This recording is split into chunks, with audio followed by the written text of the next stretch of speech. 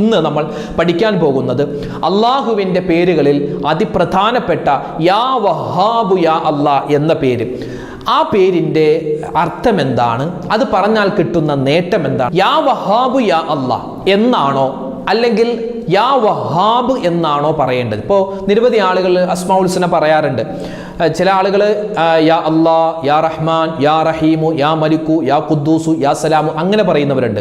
ചില ആളുകൾ യാ റഹ്മാനു യാ അല്ലാ, യാ റഹീമു യാ അല്ലാ, യാ മലിക്കു യാ അല്ലാ, യാ ഖുദ്ദൂസു യാ അല്ലാ, അല്ലാ അല്ലാ എന്ന് ചേർത്ത് പറയാറുണ്ട്. കറക്റ്റ് ഏതാണ് ശരിയായ രൂപം? അല്ലാ എന്ന് ചേർക്കലാണോ അല്ലെങ്കിൽ അല്ലാ എന്ന് ചേർക്കാത്ത രൂപമാണോ? ഏതാണ് ഏറ്റവും കൂടുതൽ പ്രതിഫലം കിട്ടുന്നത് എന്ന് നിരവധി ആളുകൾ ചോദിച്ചതിൻ്റെ അടിസ്ഥാനത്തിൽ ആ കാര്യം നമുക്കൊന്ന് ചർച്ച ചെയ്യാം. മാത്രമല്ല യാ വഹാബു യാ അല്ലാ എന്നൊരു മനുഷ്യൻ പറഞ്ഞാൽ അവനിക്ക് കിട്ടുന്ന അമ്പരപ്പിക്കുന്ന ശ്രേഷ്ഠതകൾ, ആ ഇസ്മിൻ്റെ നിരവധി നേട്ടങ്ങൾ മഹത്തുക്കളായ പണ്ഡിതന്മാർ നമുക്ക് പറഞ്ഞു തരുന്നുണ്ട്. ആ നേട്ടങ്ങൾ ഏതൊക്കെയാണ് നമുക്കൊന്ന് കേൾക്കാം. അല്ലാഹു സുബ്ഹാനഹു വ തആല ഈ ഇസ്മ മുറുകെ പിടിക്കുന്നവരുടെ കൂട്ടത്തിൽ നമ്മളെല്ലാവരെയും ഉൾപ്പെടുത്തി അനുഗ്രഹിക്കട്ടെ. ആമീൻ. അസ്സലാമു അലൈക്കും വറഹ്മത്തുള്ളാഹി വബറകാതുഹു. ബിസ്മില്ലാഹിർ റഹ്മാനിർ റഹീം. അൽഹംദുലില്ലാഹി റബ്ബിൽ ആലമീൻ. അല്ലാഹുമ്മ സ്വല്ലി വസല്ലിം വബാരിക് അലാ റസൂലിക സയ്യിദിനാ മുഹമ്മദിൻ വഅലാ ആലി സയ്യിദിനാ വ മൗലാനാ മുഹമ്മദ്. സ്നേഹ ബഹുമാനം നിറഞ്ഞ ശബ്ദം കേൾക്കുന്ന നമ്മുടെ ക്ലാസ്സിലൊക്കെ സ്ഥിരമായി പങ്കെടുക്കുന്ന ഉമ്മമാരെ, ഉപ്പമാരെ, സഹോദരി സഹോദരന്മാരെ, പ്രിയമുള്ളവരെ, അള്ളാഹുവിൻ്റെ അതിസുന്ദരമായ പേരുകൾ. നമ്മൾ കഴിഞ്ഞ ആഴ്ച അള്ളാഹുവിൻ്റെ പേരുകളിൽ ഒരു 7 പേര്, അസ്മാഉൽ ഹുസ്നയിൽപ്പെട്ട 7 പേരുകൾ, ആ 7 പേരുകളുടെ മഹത്വവും അതിൻ്റെ ശ്രേഷ്ഠതയും അതിൻ്റെ അർത്ഥവും അത് പറഞ്ഞാൽ കിട്ടുന്ന നേട്ടവും ഒക്കെ വിശദമായി നമ്മൾ പറഞ്ഞ ഒരു വീഡിയോ മുമ്പ് നമ്മൾ ഒരാഴ്ച മുമ്പ് നമ്മൾ ഇറക്കിയിരുന്നു. ഒരുപാട് പേര് അത് കണ്ടു. നമ്മൾ അതിൽ ഒരു ചോദ്യം ചോദിച്ചു, ഒരു അഭിപ്രായം ചോദിച്ചു. ഈ വീഡിയോ കാണുന്ന ഉമ്മമാരിലും ഉപ്പമാരിലും നിങ്ങൾ ഏറ്റവും കൂടുതൽ അസ്മാഉൽ ഹുസ്ന, അള്ളാഹുവിൻ്റെ 99 പേരുകളിൽ ഏത് പേരാണ് ജീവിതത്തിൽ പെട്ടെന്ന് പറയുന്നത്, എപ്പോഴും ഇങ്ങനെ നിത്യമായി പറയുന്ന പേരുകളിൽ ഏതാണ് എന്ന് ചോദിച്ചപ്പോൾ നിരവധി ആളുകൾ പറഞ്ഞ പേര് യാ വഹാബു യാ അല്ലാ എന്ന് ഞങ്ങൾ പറയാറുണ്ട് ഉസ്താദേ. അതുപോലെ തന്നെ യാ ലത്തീഫു യാ അല്ലാ എന്നും ഞങ്ങൾ പറയാറുണ്ട്. ഈ 2 ഇസ്മുകളാണ് ഞാൻ എടുത്തു നോക്കിയപ്പോൾ ഭൂരിഭാഗം ആളുകളും എഴുതിയിട്ടുള്ളത്. യാ വഹാബു യാ അല്ലാ, അതുപോലെ യാ ലത്തീഫ് യാ അല്ലാ. ഈ 2 ഇസ്മുകളാണ് ബഹുഭൂരിപക്ഷം ആളുകളും സ്ഥിരമായി പറയുന്നത്. നിസ്കാരങ്ങൾക്ക് ശേഷവും അല്ലാത്ത സമയത്തൊക്കെ പറയുന്ന ഇസ്മുകളിൽ പെട്ട ഒരു ഇസ്മാണ് യാ വഹാബു യാ അല്ലാ, അതുപോലെ യാ ലത്തീഫ് യാ. അതല്ലാതെ ഒരുപാട് ഇസ്മുകൾ പറയുന്ന നിരവധി ആളുകളുണ്ട്. അപ്പോൾ അള്ളാഹുവിൻ്റെ 99 പേരുകൾ ആർക്കൊക്കെ മനപ്പാടമുണ്ട് എന്ന് ചോദിച്ചപ്പോൾ അൽഹംദുലില്ലാ നിരവധി പേര് ഞങ്ങൾ മനപ്പാടമുണ്ട്, ഞങ്ങൾ എല്ലാ ദിവസവും ഓതുന്നുണ്ട്, അദ്കാറിൽ ഓതുന്നുണ്ട് എന്നൊക്കെ ഒരുപാട് പേര് പറയുന്നുണ്ട്. അൽഹംദുലില്ലാ. അല്ലാഹു തആല അസ്മാഉൽ ഹുസ്ന അത് മുഴുവനും മനപ്പാടമാക്കി അത് നിത്യമായി ചൊല്ലുന്നവരുടെ കൂട്ടത്തിൽ നമ്മളെ എല്ലാവരെയും അല്ലാഹു ഉൾപ്പെടുത്തി അനുഗ്രഹിക്കുമാറാവട്ടെ. ആമീൻ യാ റബ്ബൽ ആലമീൻ. അപ്പോൾ കഴിഞ്ഞ ആഴ്ച ഇറക്കിയ ആ അസ്മാഉൽ ഹുസ്ന 7 അള്ളാഹുവിൻ്റെ 7 പേരുകൾ, ആ 7 പേരുകൾ വിശദമായി പറഞ്ഞ ആ ഒരു വീഡിയോക്ക് താഴെ ഒരു സഹോദരൻ പറഞ്ഞ ഒരു കമൻറ്റ്, അദ്ദേഹം എഴുതിയൊരു കമൻറ്റ്, ഉസ്താദെ യാ വഹാബു യാ അല്ലാ എന്ന് ഞാൻ പറയാറുണ്ട്. എന്നോട് എൻ്റെ പ്രതിസന്ധികൾ മാറാൻ വേണ്ടി ഒരു ഉസ്താദിനോട് ഞാൻ പറഞ്ഞു, ഉസ്താദിനോട് ദ്വാരക്കാൻ പറഞ്ഞു. ഉസ്താദെ ഒരുപാട് പ്രയാസമാണ്, കടമാണ്, നിങ്ങൾ ദ്വാരക്കണമെന്ന് പറഞ്ഞപ്പോൾ ആ ഉസ്താദ് എനിക്ക് പറഞ്ഞു തന്നത് യാ വഹാബു യാ അല്ലാ എന്ന് ഇസ്മു ഒരുപാട് വട്ടം ചൊല്ലാനാണ്. ഞാൻ അങ്ങനെ ചൊല്ലുന്ന സമയത്ത് എനിക്ക് ഒരുപാട് നേട്ടങ്ങൾ ഉണ്ടായി, എൻ്റെ കടങ്ങൾ മാറി, കച്ചവടം ലാഭമുണ്ടായി എന്നൊക്കെ അദ്ദേഹം സന്തോഷ വാക്യങ്ങൾ അദ്ദേഹം ആ ഒരു കമന്റിൽ എഴുതിയിട്ടുണ്ട്. അപ്പൊ അദ്ദേഹം പറഞ്ഞു, ഉസ്താദെ ഈ യാ വഹാബു യാ അല്ലാ എന്നതിൽ ഇനിയും ഒരുപാട് നേട്ടങ്ങൾ ഉണ്ടെന്ന് അറിയാൻ സാധിച്ചിട്ടുണ്ട്, അത് ഏതൊക്കെയാണ് എന്ന് ചോദിച്ചതിൻ്റെ അടിസ്ഥാനത്തിൽ ഇൻഷാ അല്ലാ നമുക്ക് യാ വഹാബു യാ അല്ലാ എന്ന അള്ളാഹുവിൻ്റെ അതിശ്രേഷ്ഠമായ ആ പേരിൻ്റെ മഹത്വവും അതിൻ്റെ ശ്രേഷ്ഠതയും എന്താണെന്നും അതിൻ്റെ അർത്ഥം എന്താണെന്നും അതെങ്ങനെയാണ് പറയേണ്ടത്, അത് ഏതൊക്കെ സമയത്താണ് നമ്മൾ പറയേണ്ടത് എന്നൊക്കെ വിശദമായി നമുക്കൊന്ന് പഠിക്കാം.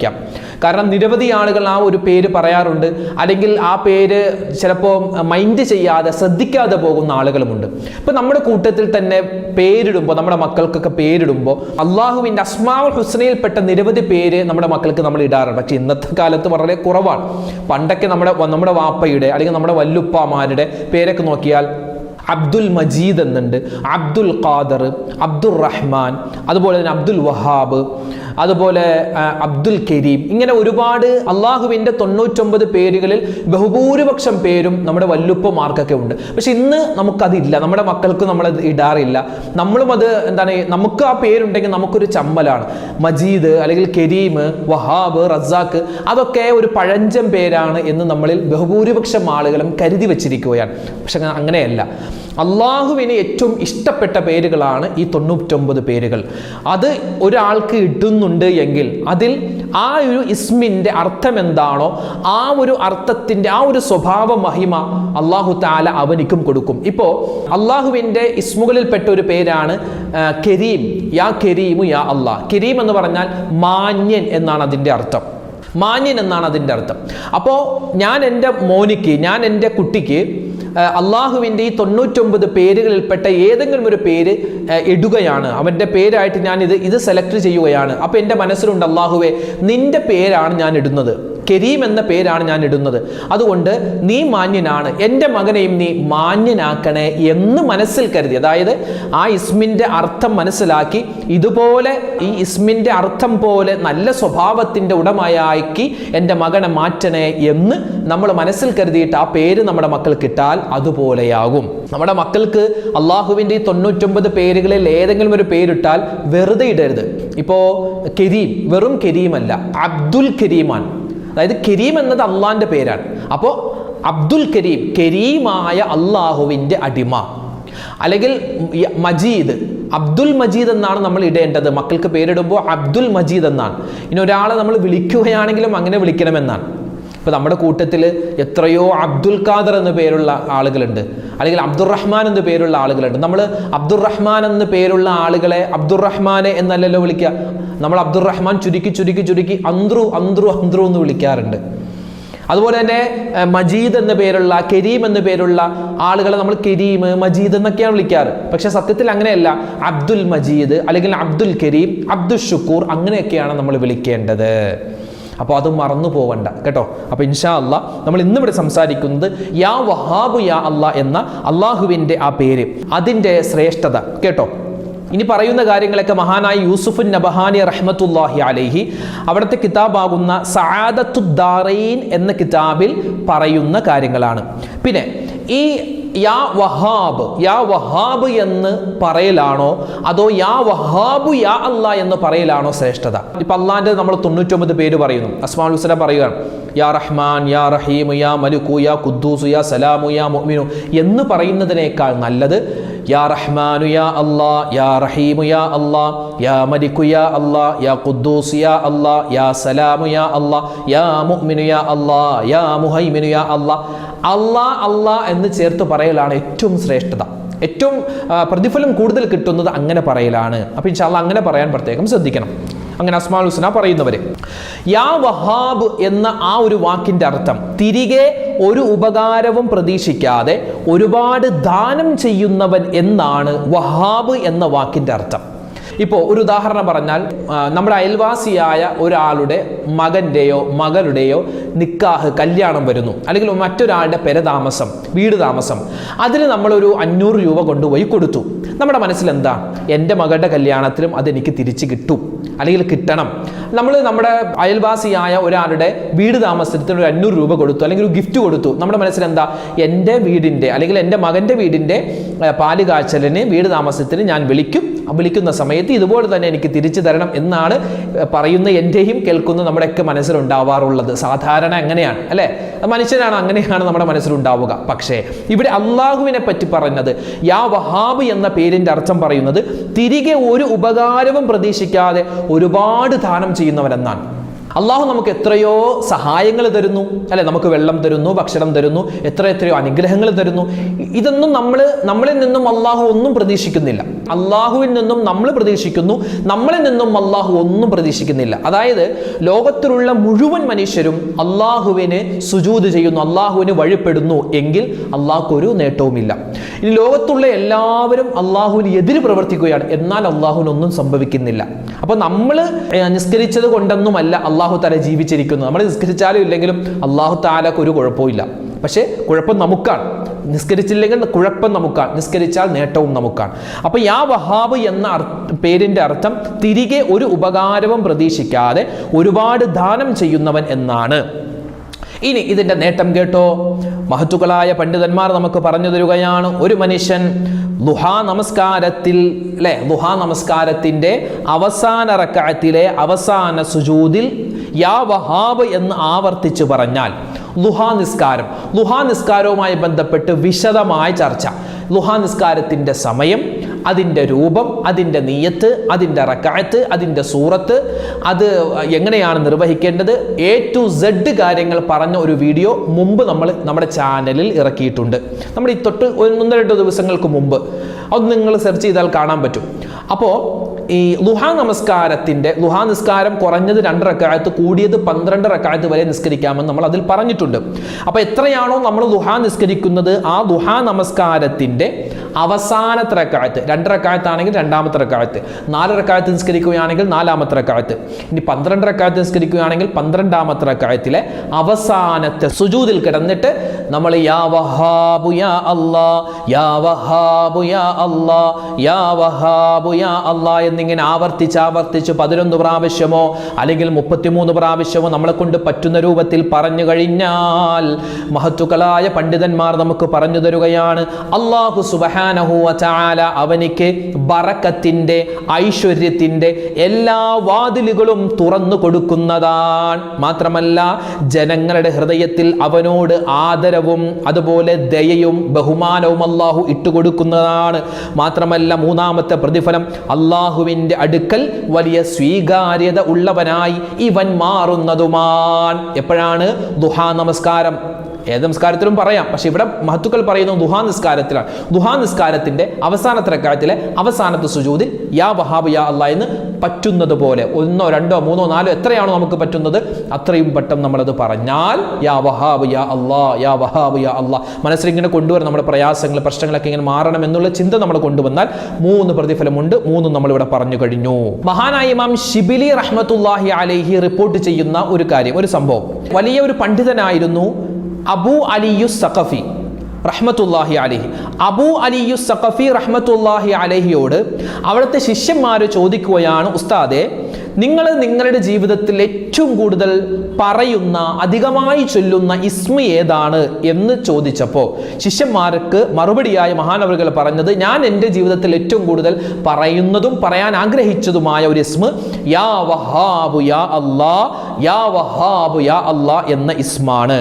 ഈ ഒരു ഇസ്മ നിത്യമാക്കാൻ തുടങ്ങിയപ്പോൾ അള്ളാഹു വലിയ ധനികനാക്കി മാറ്റി. ധനികൻ എന്ന് പറഞ്ഞാൽ അത് സാമ്പത്തികമായ, നമുക്ക് ദുന്യവിയായ സാമ്പത്തികമായ നേട്ടമുണ്ടാവലാവട്ടെ, അല്ലെങ്കിൽ ആഖിറത്തിൽ വലിയ നേട്ടം, ഒരുപാട് ഇബാദത്ത് ചെയ്യാനുള്ള ഒരു തോന്നൽ, ഒരു ആരോഗ്യം, അത്. അപ്പൊ ധനികനാക്കി എന്ന് പറഞ്ഞാൽ ആത്മീയപരമായ ധനികനാക്കി എന്നാവാം, അല്ലെങ്കിൽ ദുന്യവിയായ ധനികനാക്കി എന്നുമാവാം. അപ്പൊ എന്തായാലും വലിയ സാമ്പത്തിക ഭദ്രത അല്ലെങ്കിൽ ആത്മീയമായ ഉന്നതി കിട്ടാൻ യാ വഹാബ് യാ അല്ലാ എന്ന ഇസ്മ വളരെ ധാരാളമായി നമ്മൾ പറയേണ്ടതുണ്ട്.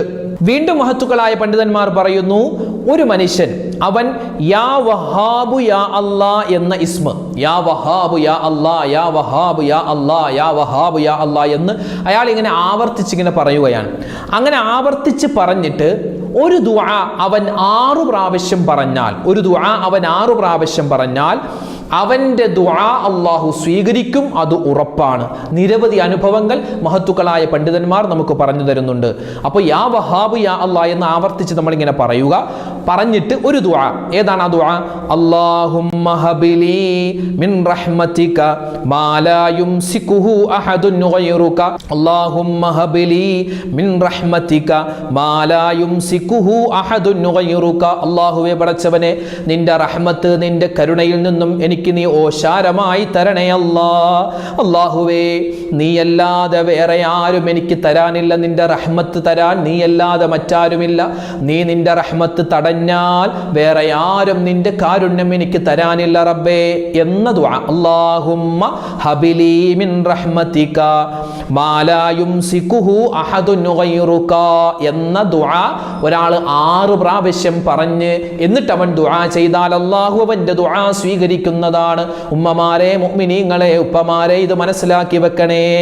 വിശുദ്ധമായ ഖുർആനിൽ അല്ലാഹു തആല പറയുന്നുണ്ട് ഒരു ആയത്ത്. ഏതാണ് ആയത്ത്? റബ്ബനാ ലാ തുസിഉ ഖുലൂബനാ ബഅദ ഇദ് ഹദൈതനാ വഹബ് ലനാ മിൻ ലദുൻക റഹ്മതൻ ഇന്നക അൻതൽ വഹ്ഹാബ്. വിശുദ്ധമായ ഖുർആനിൽ ഒരു ആയത്താണ്. ഏതായത്ത്? റബ്ബനാ ലാ തുസിഉ ഖുലൂബനാ ബഅദ ഇദ് ഹദൈതനാ വഹബ് ലനാ മിൻ ലദുൻക റഹ്മതൻ ഇന്നക അൻതൽ വഹ്ഹാബ്. അല്ലാഹുവേ, ഞങ്ങളെയൊക്കെ നീ മുസ്ലിമാക്കിയിട്ടുണ്ട്. മുസ്ലിമാക്കിയതിന് ശേഷം ഞങ്ങളുടെയൊക്കെ ഹൃദയത്തിൽ ഈമാൻ നൽകിയതിന് ശേഷം ഞങ്ങളുടെ ഈമാനിന് നീ ഊരി മാറ്റല്ലേ അല്ലാ, ഊരി മാറ്റല്ലേ റബ്ബേ എന്നർത്ഥം വരുന്ന ഈ ആയത്ത് ഒരു മനുഷ്യൻ എല്ലാ ഫർദ് നമസ്കാരത്തിന് ശേഷവും 7 പ്രാവശ്യം ഓതിയാൽ, 7 പ്രാവശ്യം അവൻ പറഞ്ഞാൽ, ഈ ഒരു ദുആ 7 പ്രാവശ്യം പറഞ്ഞാൽ അല്ലാഹു സുബ്ഹാനഹു വ തആല അവനിക്ക് ഈമാൻ ഉറപ്പിച്ചു കൊടുക്കുകയും നിഫാഖിൽ നിന്നും അതുപോലെ കുഫറിൽ നിന്നും അല്ലാഹു അവനിക്ക് സംരക്ഷണം കൊടുക്കും. കാരണം ഈ ആയത്തിന്റെ ഏറ്റവും അവസാനം പറയുന്ന വാക്ക് ഇന്നക അന്തൽ വഹാബ്. അല്ലാഹുവേ, നിശ്ചയമായും നീ വഹാബാകുന്നു, വഹാബാകുന്നു. അതായത് ആ ഒരു ഇസ്മിന്റെ പവറെ, വഹാബ് എന്നായ ഒരു ഇസ്മിന്റെ പവർ അല്ലാഹുവേ, അതായത് ഈ ഒരു ദുആ റബ്ബനാ ലാ തുസിഉ ഖുലൂബനാ ബഅദ ഇദ് ഹദൈതനാ വഹബ് ലനാ മിൻ ലദുൻക റഹ്മതൻ ഇന്നക അൻതൽ വഹാബ് എന്ന ഈ ഒരു ആയത്ത് നമ്മൾ 7 പ്രാവശ്യം ആവർത്തിച്ച് എല്ലാ നിസ്കാരത്തിന് ശേഷം പറ്റുന്നത് പോലെ പറയുക. പറഞ്ഞാൽ ഈമാൻ ഉറക്കും, നിഫാഖിൽ നിന്നും കുഫറിൽ നിന്നൊക്കെ വലിയ രക്ഷയുണ്ടാകും. ഇനിയോ യാ വഹാബ് എന്ന ഇസ്മിന്റെ എണ്ണം 20 ഈ അലിഫ് മുതൽ യാ വരെയുള്ള അറബി അക്ഷരങ്ങൾ, ഓരോ അക്ഷരത്തിനും വ്യത്യസ്തമായ എണ്ണങ്ങളുണ്ട്, വ്യത്യസ്തമായ എണ്ണങ്ങളാണ്. യാ വഹാബ് എന്ന ഇസ്മിന്റെ എണ്ണം 20. ഈ 20 എണ്ണം എല്ലാ ഫർദ് നമസ്കാരത്തിന് ശേഷം പതിവാക്കിയാൽ നമ്മൾ ഇതുവരെ പറഞ്ഞ എന്തെല്ലാം നേട്ടങ്ങളുണ്ടോ അത് മുഴുവനും അല്ലാഹു തരും. അപ്പോൾ എല്ലാ ഫർദ് നമസ്കാരങ്ങൾക്ക് ശേഷം 20 പ്രാവശ്യം വീതം യാ വഹാബ് യാ അല്ലാ, യാ വഹാബ് യാ അല്ലാ, യാ വഹാബ് യാ അല്ലാ, യാ വഹാബ് യാ അല്ലാ, യാ വഹാബ് യാ അല്ലാ എന്ന് നമ്മളിങ്ങനെ ആവർത്തിച്ച് എല്ലാ നമസ്കാരത്തിന് ശേഷം പറഞ്ഞാൽ കുഫറിൽ നിന്ന് രക്ഷ കിട്ടും, അതുപോലെ നിഫാഖിൽ നിന്ന് രക്ഷ കിട്ടും, നമ്മുടെ ഈമാൻ പാറ പോലെ ഉറക്കും, അള്ളാഹുവിന്റെ വലിയ സഹായവും അതുപോലെ കരുണയും എപ്പോഴും ഉണ്ടാകും, അതുപോലെ തന്നെ ഐശ്വര്യവാനായി മാറും, സാമ്പത്തികമായ ഭദ്രതയുണ്ടാകും, ജനങ്ങളുടെ മനസ്സിൽ നമ്മളോട് ഒരു ഇഷ്ടമുണ്ടാകും. ഇതൊക്കെ ഈ ഒരു ഇസ്മ 20 വട്ടം എല്ലാ നമസ്കാരത്തിന് ശേഷം പറഞ്ഞാൽ കിട്ടുന്നതാണ്.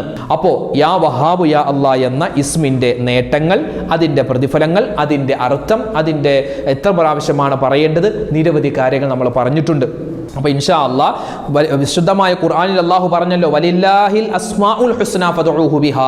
വിശുദ്ധമായ സൂറത്തുൽ അറാഫിന്റെ 170ാമത്തെ ആയത്താണ്. അല്ലാഹുവിന് ധാരാളം ഇസ്മുകളുണ്ട്. ആ ഇസ്മുകൾ പറഞ്ഞിട്ട് നിങ്ങൾ ദുആ എന്നാൽ അല്ലാഹു ആ ദുആ സ്വീകരിക്കും. അതുകൊണ്ട് ഇൻഷാ അല്ലാഹ് മുഅ്മിനീങ്ങളെ ഈ യാ വഹാബ് യാ അല്ലാ എന്ന ഇസ്മിന്റെ അതിശ്രേഷ്ഠതകൾ നമ്മൾ പറഞ്ഞിട്ടുണ്ട്. ഇത് ജീവിതത്തിൽ നിത്യമാക്കാൻ ഈ പറഞ്ഞ എനിക്കും കേട്ട നിങ്ങൾക്കും അല്ലാഹു തൗഫീഖ് തന്ന് അനുഗ്രഹിക്കുമാറാവട്ടെ.